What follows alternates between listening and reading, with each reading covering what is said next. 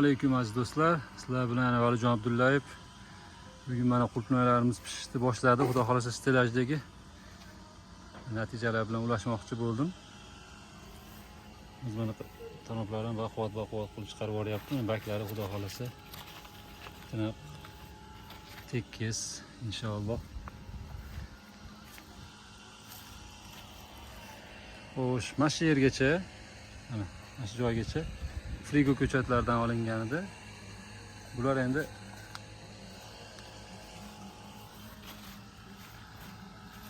tomiri kichkinaroq edi. Shuning uchun sekinroq amal oldi.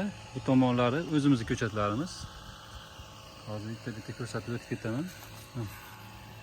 Baklarda xudo xolasa kamchilik yo'q. Endi hozir mana soat 8:30. Quyoshimiz bu tomondan chiqyapti. Chap tomondan turgan. Bu tomonga botadi xudo xolasa. Bu tomondagilar mana bemalol tongdan u abiddan keyingacha xudo xolasa peshindan shu 2largacha bemalol bu tomonlar ko'radi. Tepadagilar doimiy ko'radi. Endi bu chap tomondagilarda ham peshindan keyin xudo xolasa bitta video qilamiz. Lekin umumiy ko'rinishi xudo xolasa mana hozircha yaxshi. Mana bu tomonlar ham, bu tomonlar ham inshaalloh tanoplarni bitta tozalatkizib olamiz endi. Hozir mevalarni ham bir ko'rsatib o'tib ketamiz. İlk mevalarni. Lekin biz ataplayni issiqxonamizdagilar o'zi pishib yetilib bo'lgan. Stilajdagilarda endi xudo xolasa mevalari mana cho'kib oldilari qizarib qoldi.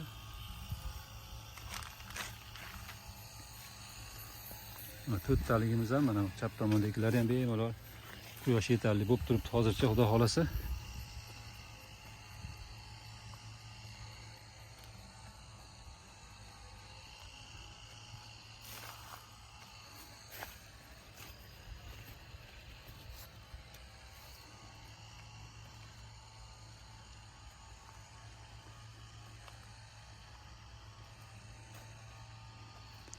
Oxirida bitta xatomiz bo'lgan ekan. Mana bu tomonlarimizni tepaga olib qo'ydik mana bunisini.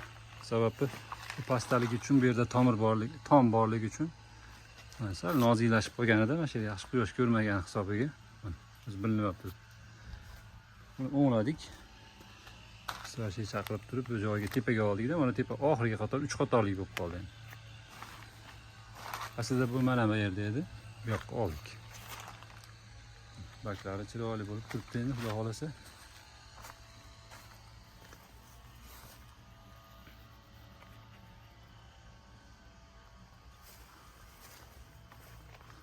Buning birinchi mevalari bunaqa kichkinaroq bo'ladi, keyingilari kattayib xudo xolasa natijasi yaxshi bo'ladi inshaalloh. Shunga umidimiz. Kingsberrylarimiz ham xudo xolasa hali ham pishib yetilyapti.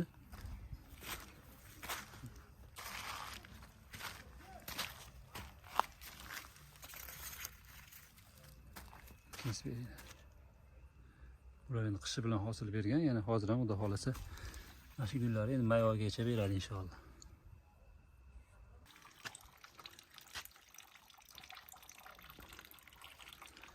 Xo'sh. Bunga bu hushyor bo'ladigan narsa hozir trips bilan kilish, lekin albumurani ulargacha kilishlar ham unchacha kuchli hujum qila olmaydi, baribir zarari bo'lishi mumkin. Shuning uchun e'tiborli bo'lib, xudo xolasa tursak.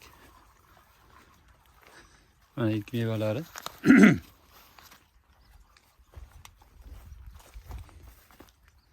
Hozir naryoqda ham ko'rsatamiz.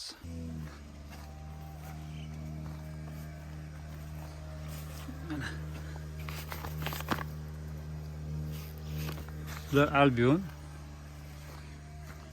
Albionlar mana yaltiroq, yaxshi. Hozir bular ham endi mana xudo xolasa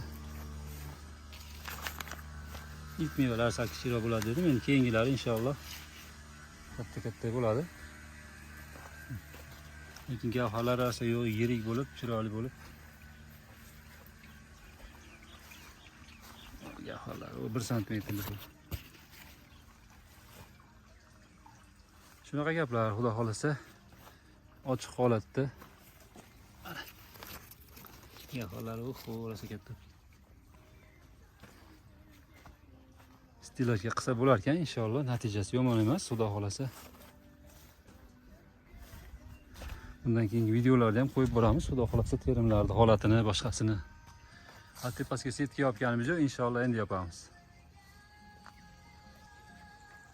Tani joylar sog' bo'lsin, dehqonchilikka baraka, omadinglarni bersin. Sizlar uchun maxsus, xudo xolasa, tongda bir marta, abitdan keyin bir marta videoga olyapman. Hozir mana quyoshimiz ro'paradan o'tdi, mana soat 3 bo'ldi. Endi bu tomonni bemalol ko'ryapti, mana o'ng tomonini. Bu endi uchtalik holati, past tomonni bemalol ko'rib turibdi. Bu tomoniga hozirgina salqin tushyapti, lekin tepalar ertamandan kechgacha ko'radi. Bunda ham shunaqa. Bu to'rttalik mana.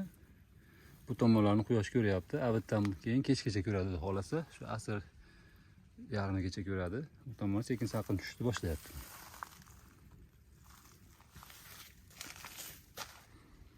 Bu tomonlar ham mana shunday.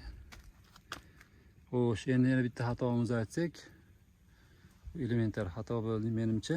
Mana bu yerda ikkiga bo'lganmiz. Bu tomonni bu yoq sug'oryapti, bu tomonni bu tomon sug'oryapti. Meni fikrimcha buni qilmash kerak ekan. Mana bu tomonga ketyapti. Shlanka hozir o'rtacha qattiqlikda. Bunisi sal keyinga qattiqlikda. Sababi suvni berganingizda birinchi pastki qavatga shlankada suv borib, to'lgandan keyin tepaga chiqadi. Shuni hisobidan qanchadir 1 minutlar balki bu tepa kamroq suv ichar. Lekin aslida bu tepa ko'proq suv ichish kerak. Sababi quyoshda hozir 12 soat ko'rgan hisobiga. Bu 6 soat quyosh ko'rayotgan bo'lsa, bu sal kamroq suv ichish kerak. Shuni hisobidan menimcha shlankani montajini sal o'zgartiramiz. Tepa stilajlarga bitta qatorda suv beriladiganmi, past qatorlarga bitta stilajda bitta qatorda suv beradigan qilgan maqsadga muvofiq meni fikrimcha. Yana bir fikringlar bo'lsa kommentariyada qoldiringlar. Stilaj ustalari xudo xolasa. Bizning fikrimizcha shunaqa. Endi bu professionallik darajasida emas, misol tajriba bo'lyapti biz uchun. Agar yaxshi bo'ladigan bo'lsa, xudo xolasa, bu tomonlarimiz ham sekin-sekin stilajga o'tadi inshaalloh. Lekin yerda ham yomon emas. Hozir ko'rsatdim mana. Yerda ham noyabrdan boshlab hozir aprel kelyapti. Mana xudo xolasa may kelyapti. 30-aprel hozir. Noyabrda hisobladigan bo'lsangiz 6 oy. Mayda ham hisoblaydigan bo'lsangiz, inshaalloh 7 oy hosil bergan bo'ladi. Allohga beadad shukr. Bularimiz endi hozir mana maydan haqiqiy hosil berishni boshlasa, 5-oydan 11-oygacha hosil oladi inshaalloh. İlk hosillar sekin-sekin chiqyapti ekan.